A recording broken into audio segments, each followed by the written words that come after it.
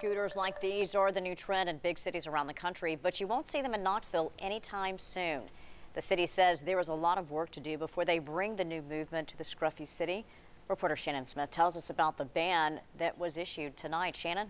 Beth, it's currently illegal to ride electric scooters in the central business district of downtown Knoxville. And across the country, people are getting seriously injured or even killed in scooter accidents. That's the big reason Knoxville's leaders aren't ready to see people cruising around town just yet.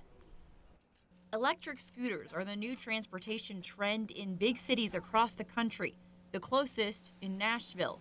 Similar to our Pace bikes, people unlock them by paying for time through an app.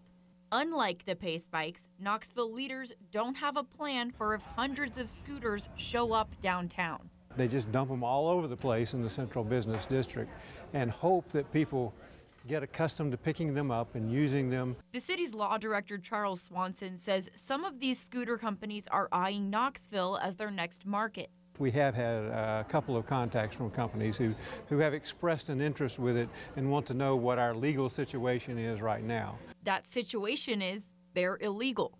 And now Knoxville City Council unanimously voted to put a 150-day ban on any rentable electric scooters. And we have people using them who frankly don't have a great deal of experience with them.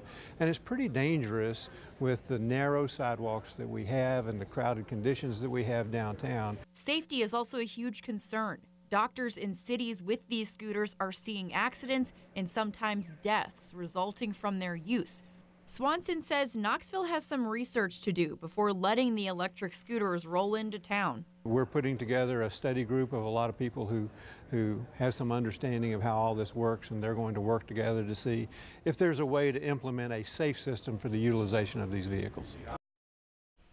If by the end of the 150-day ban in February, the city hasn't come up with an ordinance to make sure the scooters are used correctly, they can put another ban in place. Beth, Brandon?